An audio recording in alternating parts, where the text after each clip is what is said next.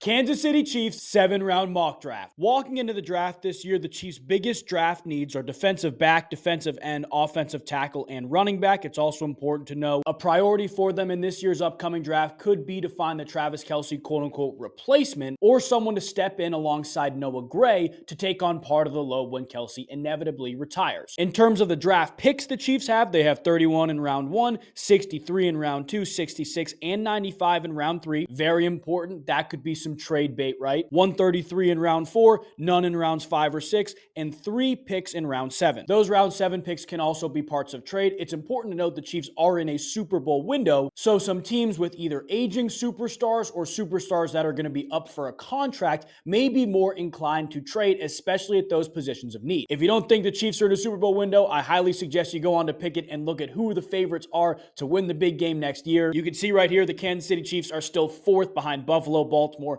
and Philadelphia. They're still a Super Bowl caliber team that needs to maximize what they have right now. Let's get into this mock draft, but before we do, if you are new, make sure you subscribe and join the family because we are doing a 7-round mock draft for every single NFL team leading up to the NFL draft. As you can see, we are manually controlling the Kansas City Chiefs. We have all 8 picks that I outlined for you earlier on. Priority 1 at pick 31 is going to be taking the best player available that fits one of our needs, whether it's defensive back, preferably safety, offensive tackle, running back, or even defensive line. We're going to try to fit our biggest needs with the best players available. After that, though, we're going to be aggressive with trades. There are going to be multiple DBs that are available via trade that we're going to try to go after, depending on who's on the board and who we take with our first pick. Let's skip to pick 31 to see where we're at. Okay, I actually paused it at pick 26 because as we've been seeing in the draft, not a ton of DBs are going off the board, and one guy we really like, Nick Emmanwori, is still available. We have a ton of 7th-round picks, right? We have multiple 7th-round picks that we could package and try to trade up if we really like somebody, and I'm looking at the Buffalo Bills, potentially the Washington Commanders, potentially the Detroit Lions, taking a safety right before we do. I'm going to see if we can move up with Los Angeles, moving up 5 spots, potentially getting rid of a pick or 2 down the line. See if we can do it. See if we can help our team out by getting Nick Emmanwori, who would come in and immediately be a day 1 starter. So if we wanted to offer the 226 to Carolina, or from Carolina, excuse me, it would have a 47% chance of being accepted. Let's try that. Let's see if it goes through. Let's see what they say. Okay, not accepted. Obviously 251, 46% chance. If we put both together, it'd have a 49% chance. If we gave them 257, it would also be a 49% chance.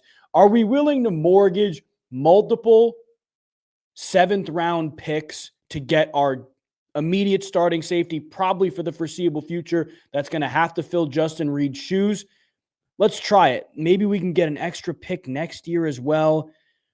43% if we get a round 6 from Houston. What if instead of 226, we try to do a pick swap? There's nothing really that's sticking out there, to be honest with you.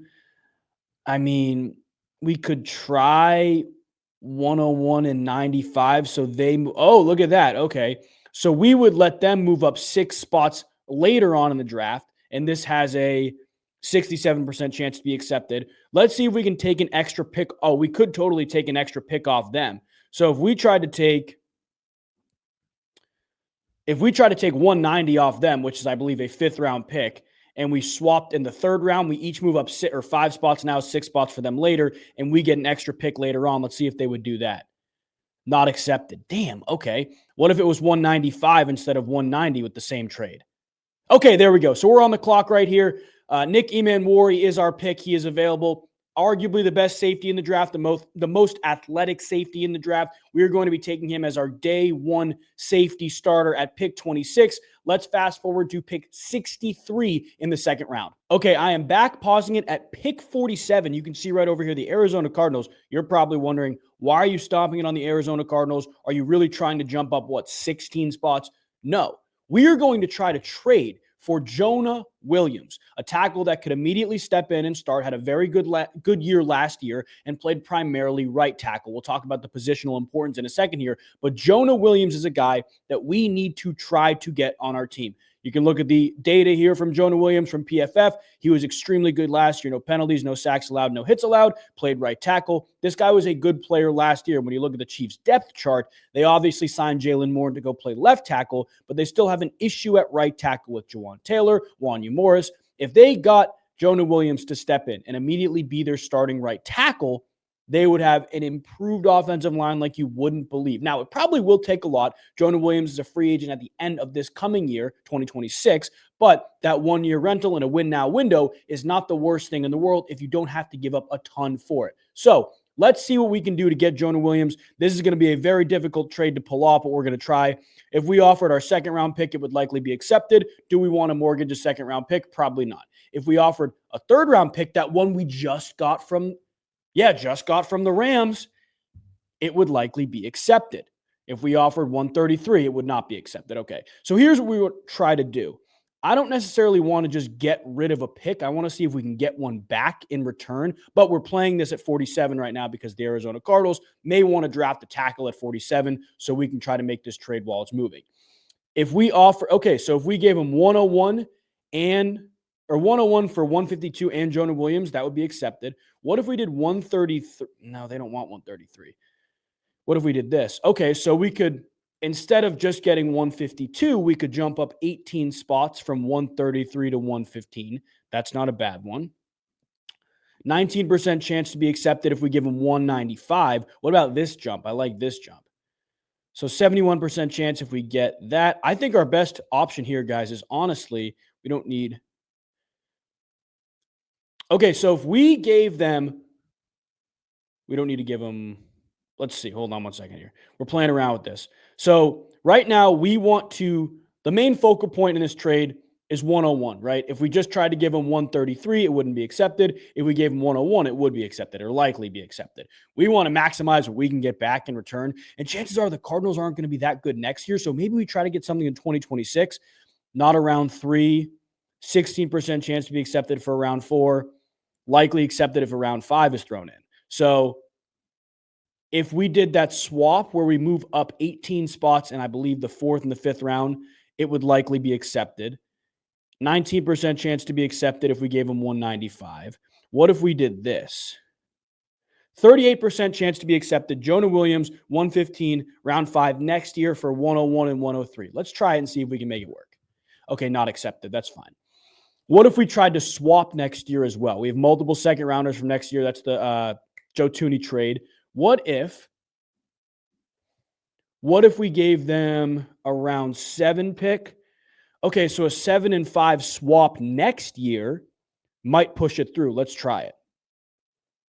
Not accepted. Okay.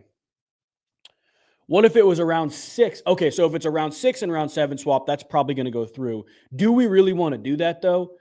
So this is what we just offered. What if they threw 225 in and moved down to, it would move down to 36%. What if they moved up? And that would mean us moving up 251 to 225, 47% chance. That's a worse chance than what just happened. What if it was around 6 and round 5 swap? 78%. What if they gave us a 7th as well? 68%. Okay, let's try this. So a swap in round, what would that be? Round 4, round 5, round 4. So they hop up and go to round 4. Or sorry, we hop up in round 4. They get 101, our additional pick that we just got from the Los Angeles Rams. And we get a 5th and a 7th in 2026 from a team that's probably not going to be that good, right? And they get our 6th from that year. What if we made it our 7th instead? 40% chance. I mean, this is probably going to go through, but we want to load up as much as possible, right? We can get their next 2 7th round picks. We can get a round 6. No. Let's see if we can just take an extra pick off of them. Let's see if we do it. Not accepted. Let's take out this round 7. Accepted. Okay, so here is the final trade. We get Jonah Williams as well as a round 5 and round 7 pick in 2026, and they get our 4th round pick that we just acquired from LA, as well as a 4th round pick we already had for an additional 18 spots moving forward in the 4th round. and they also get our 2026 round 6 pick. So we move up in round 6 or round 5 in 2026, get an extra pick at the end of the draft, as well as Jonah Williams. So that's our tackle. We can resume this draft, guys. We now have our tackle, and we still have our second round pick. Let's keep going. Okay, we are back on the clock at 63. Remember, we were picking again at 66 as well. So we can be very aggressive with who we want here. Still could use some defensive line help. Probably could use a running back. Can be a little more aggressive with our tight end selection too, because you do want to get your Travis Kelce replacement. Ideally, that would probably be a guy like Harold Fannin Jr. later on in the draft, but Terrence Ferguson is another one that fascinates me. Maybe if he's there at 66, we take a chance on Terrence Ferguson. But right now, let's prioritize defensive line. I really like Shedeur Turner. He can step in and play on the inside. Jared Ivey is a guy who can rush the passer on the outside. Looking at the running backs who are available right now, we don't really have that quicker third down pass catching type right now. I mean, I am not so gung-ho on all of these guys that are available. We definitely do want to get somebody later on in the draft. I like Dylan Sampson a lot. Maybe not at 63. I think this has to be a defensive line pick. I think we go Shedeur Turner here, bolster up the inside, help out the interior. As you can see, the primarily B-gap snaps last year. Moving back inside from a primarily outside role in 2023 and 2022, who can do a lot of different things. You need to be multiple in this Steve Spagnuolo scheme. So I think we get Shedeur Turner here. We can wait to see who is on the clock or who is available for us at 66. Demetrius Knight goes there. The New York Giants take Omar Norman Lott, and we're back on the clock again here. We can get Josiah Stewart. We can get Jared Ivey. Scrolling back down, do we take our chance with a guy like Mason Taylor or Terrence Ferguson? Because we're not picking again until 115, right? Do we take our chance, or do we play it by ear and see if we can move back up?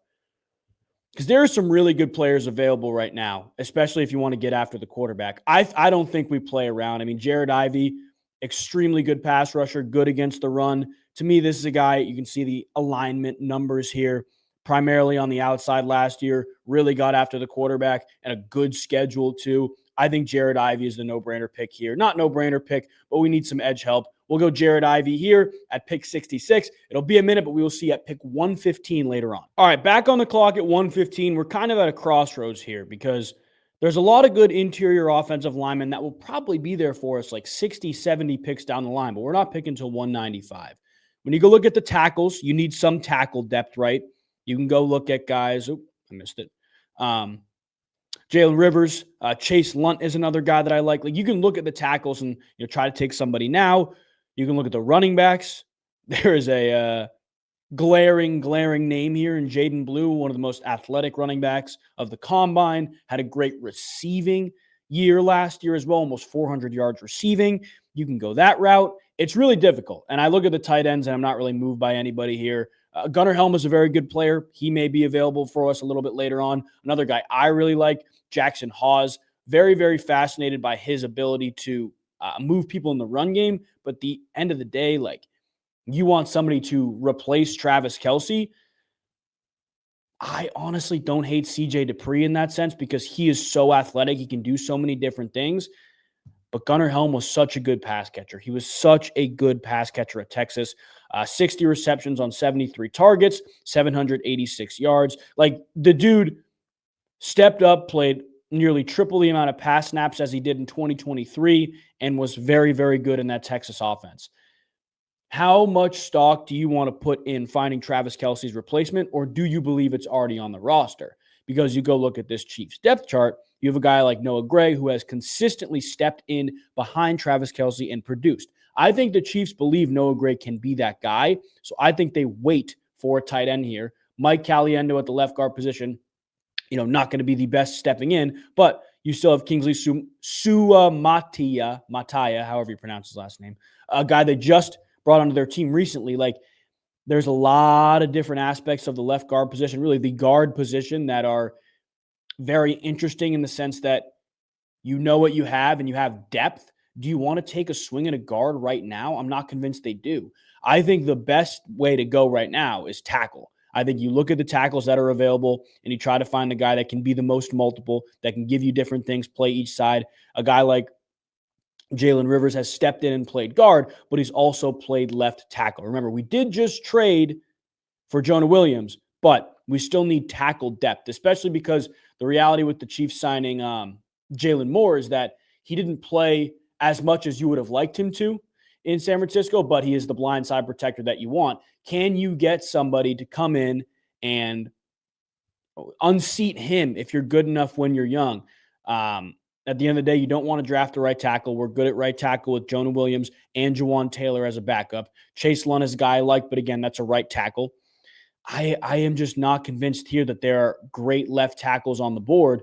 And I think you have to take your chance with a guy like Jalen Rivers, who again can step in and play guard if needed, but was primarily a left tackle at Miami. I think that is the pick for the Kansas City Chiefs here. They go tackle. Unfortunately, they do pass on running back right now. There will be more later on, but I will see you guys down the line at 195. All right, we're back on the clock, almost 80 picks later at 195. Reminder, this is who we have so far, plus Jonah Williams acquired from the Arizona Cardinals, which is very important to remember. So we have 4 more picks. Ideally, want to get a running back, probably get some receiver help, probably get some corner help, and then whatever the best players are available for, backup quarterback or third string quarterback, because they do have Gardner Minshew, or maybe a tight end. Again, we talked about that.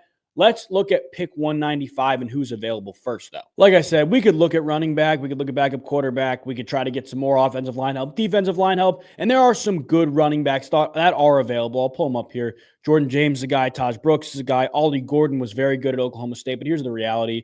The Chiefs could use that dominant X outside wide receiver presence, because you got Hollywood Brown, you got Xavier Worthy, you got Rashee Rice, who played a ton in the slot and is better in the slot. You don't have that 6'3", 6'4" outside guy like you had with DeAndre Hopkins that can buy the eyes and the coverage respect of other teams. Dante Thornton Jr. is 6'5", 214, and is that big outside guy, right? 75% contested catch rate. Not great against man. You don't need to be great against man. You just need to be able to win one-on-one jump ball and be that big outside presence, which is exactly what he is. You look at the catch radius, right? Catching over 75% of his passes overall. To me, this is the guy that you want on your team as the big dominant X or backside Z that you can throw your back shoulder fades to, because you can't keep trotting Hollywood Brown and Xavier Worthy out there to do it on the outside at least. I think the Chiefs take their big receiver, something Patrick Mahomes hasn't really had outside of DeAndre Hopkins for a while, and they go Dante Thornton Jr. here at 202. I am going to skip to the end of the draft so you can see our final 3 picks without wasting any time. This is how we finished the draft, getting Oronde Gadsden II, a great receiving tight end to go along with Noah Gray, potentially unseat Travis Kelce in a year or two, as well as getting some DB and defensive line help. I personally absolutely love this draft, not just from the players we took, Nick Emmanwori being one of my favorite players of this year's draft, but the fact that we also were able to trade for Jonah Williams, whether it means getting him another year or two in an extension or maximizing his last year on his contract this year, throwing in a couple pick swaps, including a pick that we already got from a prior trade, is money to get your franchise right tackle for at least a year, potentially beyond, knowing you can have a guy who's produced in the league before. I appreciate you guys watching. If you made it to the end of the video, make sure to leave a like and subscribe if you're not part of the family. There will be another mock draft every single day leading up to the NFL draft. You don't want to miss it. God bless you guys.